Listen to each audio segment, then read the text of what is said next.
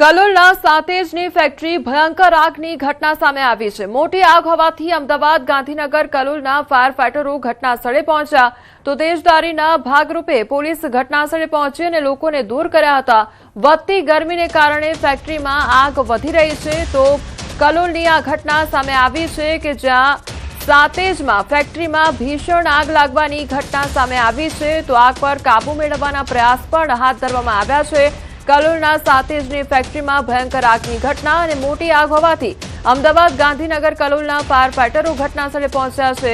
તેજદારીના ભાગરૂપે પોલીસ ઘટના સ્થળે પહોંચી અને લોકોને દૂર કરવામાં આવ્યા છે તો વધતી ગરમીને કારણે ફેક્ટરીમાં આગ વધી રહી છે। કલોલની સાતેજમાં આવેલ ફેથ નામની વેક્સ બનાવતી કંપનીમાં ભીષણ આગ લાગી તો આગની ભયાનકતા જોતા મેજર કોલ જાહેર કરવામાં આવ્યો। કલોલ ગાંધીનગર અમદાવાદ કડી સહિતના ફાયર ફાઈટરો ઘટના સ્થળે પહોંચી આગ કાબુ લેવા માટે પ્રયત્નો પણ શરૂ કરવામાં આવ્યા છે। કંપનીમાં રાખેલું વેસ્ટ બાળવાથી ધુમાડા દૂર દૂર સુધી દેખાઈ રહ્યા છે તો તકેદારીના ભાગરૂપે સાતેજ પોલીસનો કાફલો ઘટના સ્થળે પહોંચ્યો છે। આગને જોતા કલોલ મામલતદાર પણ ઘટના સ્થળે રવાના, હાલ આગનું કારણ અકબંધ છે। તો કલોલના સાતેજની ફેક્ટરીમાં આગ લાગવાની ઘટના બની છે અને આગે વિકરાળ સ્વરૂપ ધારણ કર્યું છે તો સાતેજની ફેક્ટરીમાં ભયંકર આગ લાગી અને ત્યારબાદ ફાયર ફાઈટરની ટીમો ઘટના સ્થળે પહોંચી છે અને આગ પર કાબુ મેળવવાનો પ્રયાસ હાથ ધરવામાં આવ્યો છે તો બીજી તરફ આગને જોતા કલોલ મામલતદાર પણ ઘટના સ્થળે રવાના થયા છે। સંવાદદાતા ગીતા અમારી સાથે જોડાઈ ગયા છે। ગીતા, સાતેજમાં ફેક્ટરીમાં ભીષણ આગ લાગી છે, હાલ કયા પ્રકારની પરિસ્થિતિ સર્જાઈ છે? જી, કલોલના સાતેજમાં આવેલ ફેથ નામની વેક્સ બનાવતી કંપનીમાં ભીષણ લાગી છે અને આગની ભયાનકતાને જોતા મેજર કોલ જાહેર કરવામાં આવ્યો છે। કલોલ, ગાંધીનગર, અમદાવાદ, કડી સહિતના ફાયર ફાઈટરો હાલ ઘટના સ્થળે પહોંચીને આ કાબુમાં લેવાનો પ્રયાસ કરી રહ્યા છે।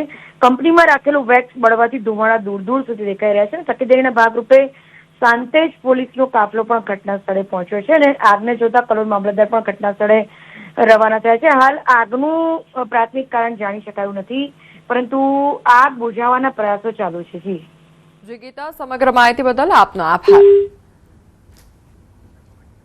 તો સાતેજની આ જે ફેક્ટરી છે તેમાં આગ લાગવાની ઘટના બની છે અને આગે વિકરાળ સ્વરૂપ ધારણ કર્યું છે જેને જોતા તમામ જે ફાયર ફાઈટરની ટીમો છે તે ઘટના સ્થળે પહોંચી ચૂકી છે અને તેમના દ્વારા આગ પર કાબુ મેળવવાના પ્રયાસો હાથ ધરવામાં આવી રહ્યા છે પરંતુ આગ એટલી વિકરાળ છે કે ધુમાડાના ગોટે ગોટા દૂર દૂર સુધી નજરે પડી રહ્યા છે તો બીજી તરફ અત્યારે ઘટના સ્થળે જે સ્થાનિક મામલતદાર છે તે પણ પહોંચી રહ્યા છે અને આગ પર કાબુ મેળવવાની જે કામગીરી થઈ રહી છે તેનું નિરીક્ષણ પણ તેમના દ્વારા કરવામાં આવશે પરંતુ અત્યારે અફરાતફરીનો થોડો ઘણો માહોલ પણ ત્યાં સ્થળ પર જોવા મળી રહ્યો છે તો આગની ભયાનકતાને જોતા અલગ અલગ જે તસવીરો સામે આવી રહી છે ખૂબ જ વિકરાળ આગ લાગી છે અને જે વેક્સ બનાવવાની જે ફેક્ટરી છે તેમાં આગ લાગવાની ઘટના બની છે અને તેના કારણે જે આગે વિકરાળ સ્વરૂપ ધારણ કરી લીધું છે। દૂર દૂર સુધી ધુમાડાના ગોટે ગોટા નજરે પડી રહ્યા છે તો કલોલના સાતેજ ખાતે આ ફેક્ટરી આવેલી છે અને તેમાં ભયંકર આગ ફાટી નીકળી છે તો મેજર કોલ પણ જાહેર કરી દેવામાં આવ્યો છે। આગે વિકરાળ સ્વરૂપ ધારણ કરતા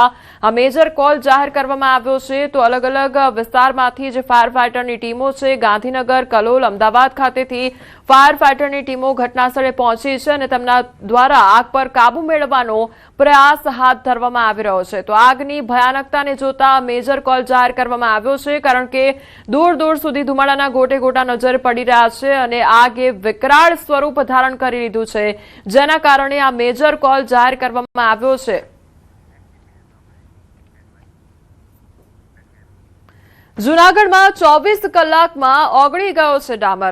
ઝાંઝરડા રોડ પર રાત્રે કરેલું ડામર દિવસે ઓગળી ગયો અને ડામર પર વ્યવસ્થિત ધૂળનો છંટકાવ ન કરવામાં આવ્યો તો ડામર ઓગળતા વાહન ચાલકો મુશ્કેલીમાં મુકાઈ ગયા છે। ડામરના કારણે અકસ્માતની ભીતિ પણ સેવાઈ રહી છે। ડામર રોડ પર વ્યવસ્થિત ધૂળનો છંટકાવ કરવા લોકોની માંગ ઉઠી છે। રાતના ડામર કરવામાં આવ્યો છે તો પૂરતા પ્રમાણમાં ધૂળ નાખવી જોઈએ ડામર પર, એ નખાણી નથી। આજ બપોરના સવારથી તડકાના હિસાબે ડામર ઓગળ્યો છે તો ધૂળ નાખવા તંત્રને વિનંતી।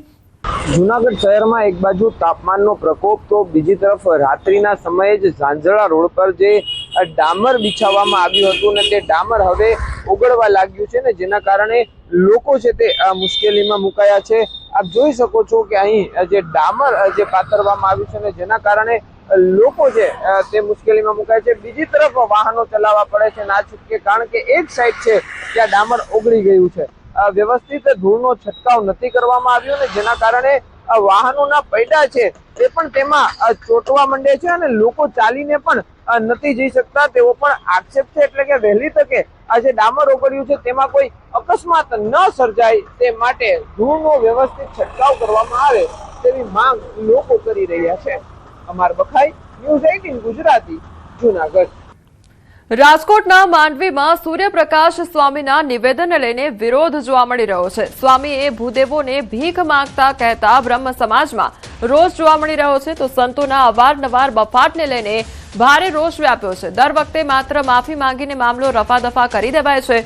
બ્રહ્મ સમાજ દ્વારા તે વાત કરવામાં આવી છે, તો આગામી સમયમાં વિરોધ પ્રદર્શન કરવાની ચીમકી પણ ઉચ્ચારવામાં આવી છે। દેવી દેવતાનું વારંવાર અપમાન કરે છે અને કાલે તો એને હદ વટાવી નાખી છે। બ્રાહ્મણો વિશે બફાટ કર્યો છે। સનાતન ધર્મના મૂળ જે કોઈ હોય કોઈ બ્રાહ્મણ છે એના વિશે એને ખૂબ બફાટ કર્યો છે। સમગ્ર બ્રહ્મ સમાજમાં એનો બહુ જ રોષ છે। અમે સરકારની પાસે માગણી કરી છે કે આના માટે ત્વરિત પગલાં લ્યો અને કોઈ એવા ઠોસ પગલાં લ્યો જેનો દાખલો બેસાડો કે ફરી પાછું કોઈ સનાતન ધર્મ ઉપર કે કોઈ જ્ઞાતિવાદ ઉપર પણ આંગળી નથી દે।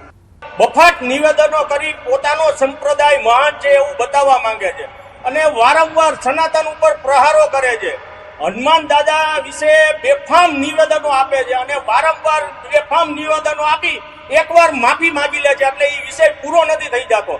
હવે તો એવું લાગે છે પોતાના ધર્મનો પ્રચાર કરવા માટે સનાતન દેવી દેવતાઓને ઈરાદાપૂર્વક ટાર્ગેટ કરવામાં આવે છે। આની વિરુદ્ધ સરકારે પણ કડક પગલાં લેવા જોઈએ। 40% બ્રાહ્મણો સ્વામિનારાયણ સંપ્રદાયની અંદરમાં રહી અને આ ટકલાઓની પૂજા કરે છે, જે જાણે છે કે આ હિન્દુ ધર્મની વિરુદ્ધ છે, એ લંપટ સાધુઓની સેવા બ્રાહ્મણો કરે છે। ધિક્કાર જેવા બ્રાહ્મણો તો સમજાવવાની સાધુઓને જરૂરત નથી, સમજવાની હિન્દુઓને જરૂરત છે, સમજવાની બ્રાહ્મણોને જરૂરત છે।